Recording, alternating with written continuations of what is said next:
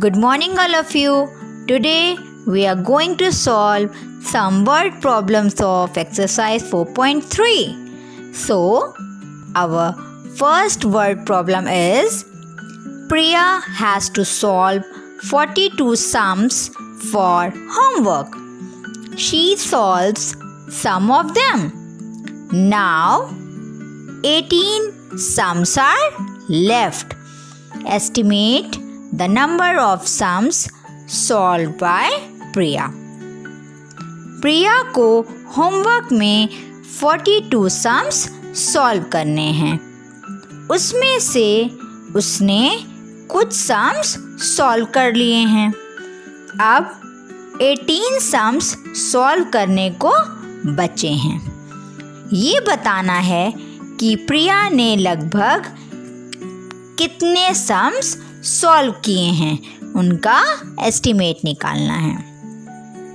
अगर हम total sums में से बचे हुए सम्स को सब्ट्रैक्ट कर देंगे तो हमें पता चल जाएगा कि प्रिया ने लगभग कितने सम्स सॉल्व कर लिए हैं. 42 सम्स सॉल्व करने थे. 18 सम्स सॉल्व करने को बचे हैं.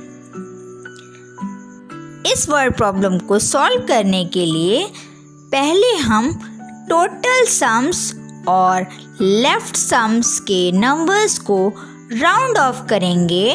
उसके बाद उन्हें सब्ट्रैक्ट करेंगे. So the solution is total sums is equal to 42. Sums are left is equal to 18. अब हम 42 में से 18 को सब्ट्रैक्ट करेंगे. उसके लिए पहले हमें 42 और 18 को राउंड ऑफ करना होगा. उसके बाद हम उसका एस्टिमेट सब्ट्रैक्शन निकाल सकेंगे. 42 का राउंड ऑफ 40 होगा और 18 का राउंड ऑफ 20 होगा. सो 40 minus 20 is equal to 20. So the answer is total number of sums solved by Priya is 20. Priya ने लगभग 20 sums solve किए. Our next word problem is a book has 97 pages. Mayank reads 43 pages on a certain day. Estimate the number of pages left to be read. एक book में 97 pages हैं. मयंक एक दिन में 43 pages पढ़ता है. तो अब उस बुक में लगभग कितने पेजेस पढ़ने को बचे हैं, उनका एस्टिमेट निकालना है. बुक में 97 पेजेस हैं. एक दिन में उसने 43 पेज पढ़ा. तो बुक में अब कितने पेज बचे? अगर हम टोटल नंबर ऑफ पेजेस में से total number of read pages को सब्ट्रैक्ट कर देंगे तो हमें पता चल जाएगा कि उसे पढ़ने के लिए बुक में अब लगभग कितने पेज बचे हैं. उसके लिए पहले हमें टोटल नंबर ऑफ पेजेस और total number of read pages के नंबर्स को राउंड ऑफ करना होगा और उसके बाद हम उन्हें सब्ट्रैक्ट करेंगे. So the solution is total number of pages is equal to 97. Total number of read pages is equal to 43. So 97 में से हम 43 को सब्ट्रैक्ट करेंगे. इन्हें सब्ट्रैक्ट करने के लिए पहले हमें इन्हें राउंड ऑफ में करना होगा. तो 97 का राउंड ऑफ 100 होगा और 43 का राउंड ऑफ 40 होगा. सो 100 minus 40 is equal to 60. So the answer is total number of pages left to be read is 60. उसे पढ़ने के लिए बुक में 60 पेजेस बचे। Our next word problem is Rimpy bought 62-liter milk in May and 89 liter of milk in June. Estimate how much more milk she bought in June. Rimpy ने मई month में 62 litre milk खरीदा और June month में 89 litre milk खरीदा। उसने June month में मई month से कितना ज़्यादा मिल्क खरीदा, उनका हमें एस्टीमेट निकालना है। अगर हम जून मंथ में लिए गए मिल्क की क्वांटिटी से मई मंथ में लिए गए मिल्क की क्वांटिटी को सबट्रैक्ट कर देंगे तो हमें पता चल जाएगा कि रिम्पी ने जून मंथ में मई मंथ से कितना ज़्यादा मिल्क खरीदा। हम जून मंथ और मई मंथ की मिल्क की क्वांटिटी को पहले राउंड ऑफ करेंगे, उसके बाद उनका डिफरेंस निकालेंगे। So the solution is Rimpi bought milk in June is equal to 89 litre. Rimpi bought milk in May is equal to 62 litre. तब हम 89 में से 62 को सबट्रैक्ट करेंगे। 89 माइनस 62।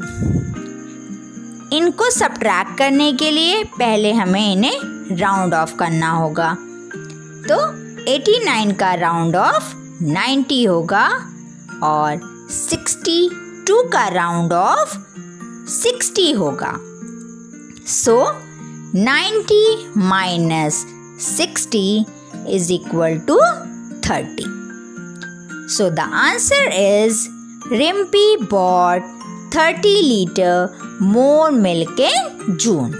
रिम्पी ने जून मंथ में 30 लीटर मिल्क ज़्यादा खरीदा।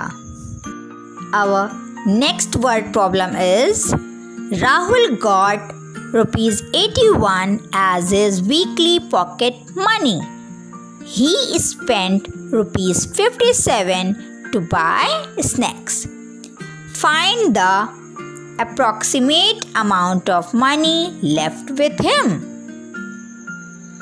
राहुल को एक हफ्ते की 81 रुपीस पॉकेट मनी मिली।